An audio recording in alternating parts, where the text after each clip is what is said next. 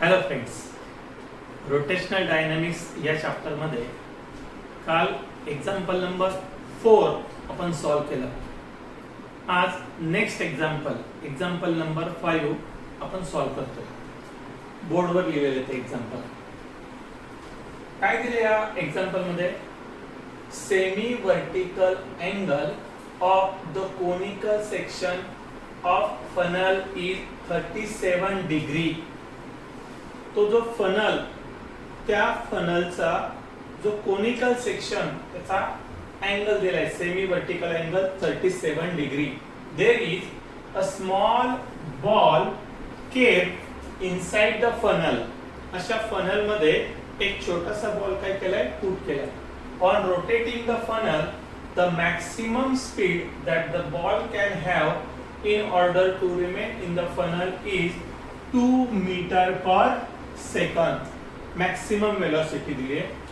त्यामुळे काय find out करायचं? Calculate the inner radius find out करायची of the brim of the funnel.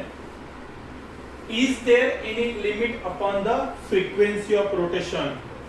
तर फ्रिक्वेन्सी ऑफ रोटेशनला काही रिस्ट्रिक्शन असतील का? त्याचे काही लिमिट्स असतील का? How much is it? म्हणजे फ्रिक्वेन्सीची व्हॅल्यू आपल्याला फाइंड आउट करायची.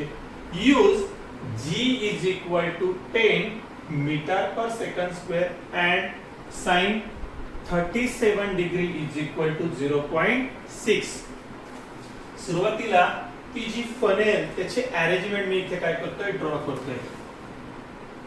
हे फनेल कोनिकल सेक्शन, त्या फनेलचा हा काय असेल, कोनिकल सेक्शन. आणि त्याचा दिलाय तो सेमी वर्टिकल अँगल.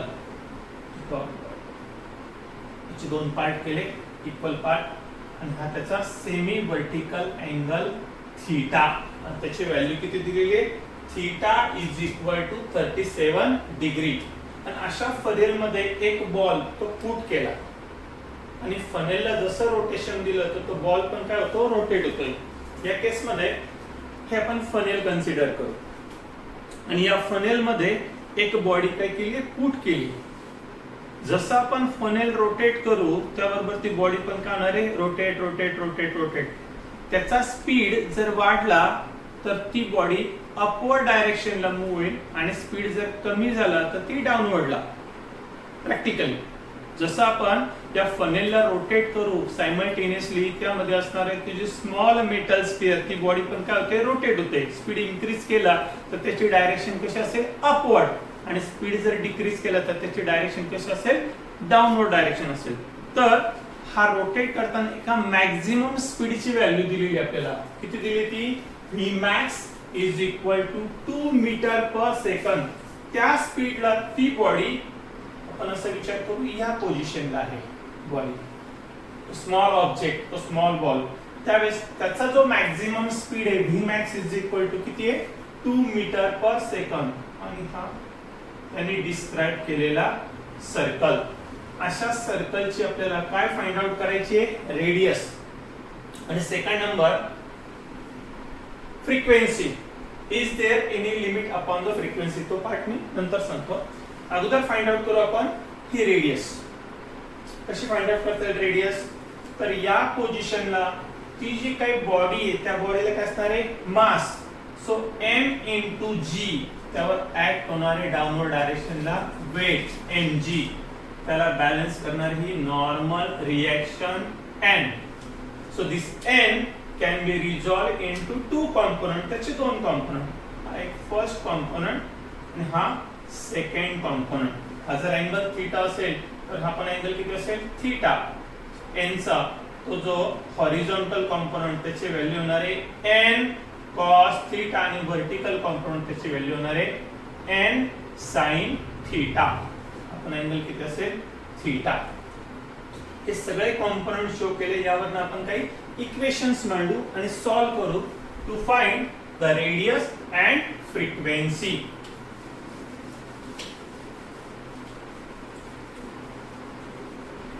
तो जो डाटा आहे तो इथे लिहून घेतो मी.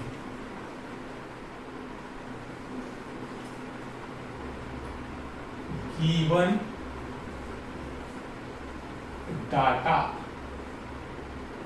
फर्स्ट नंबरला त्याचा जो मॅक्सिमम स्पीड व्ही मॅक्स त्याची व्हॅल्यू आहे 2 मीटर पर सेकंद आणि दोन व्हॅल्यू आपल्याला यूज करायला सांगितल्या. एक तर value of g is equal to 10 metre per second square and third angle sine 37 degree is equal to 0.6 हा डाटा आहे. तर क्लिअर करून देतो.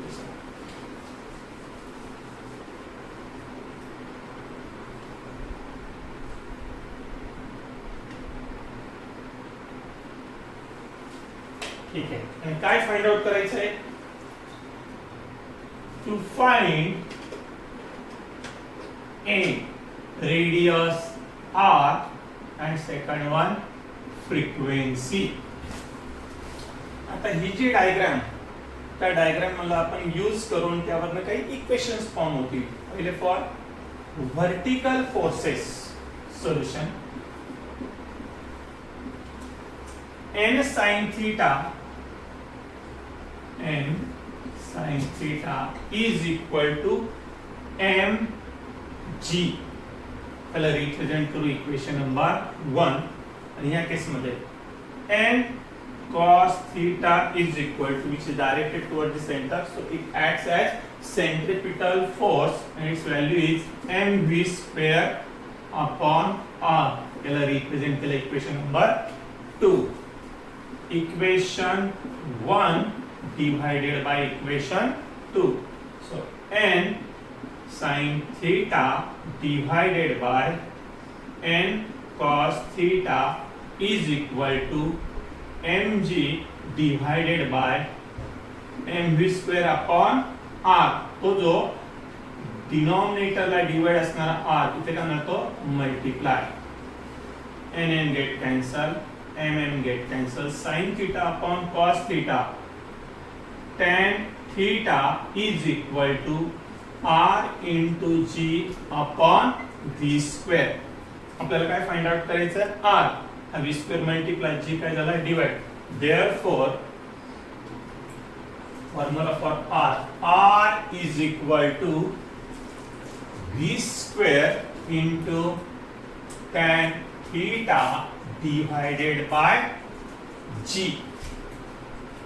आता ही v ची जी व्हॅल्यू म्हणजे कुठली व्हॅल्यू आहे? v max.